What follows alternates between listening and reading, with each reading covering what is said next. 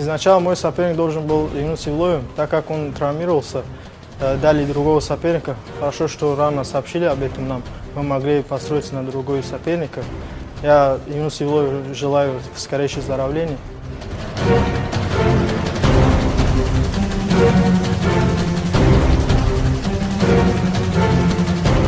Да, я готовился к бою против Диаса, который должен был состояться в октябре в Грозном. Но потом мне предложили выйти на замену против Азама в титульном бою, так как Юнус получил травму. В тот момент я не думая сразу же согласился на этот бой.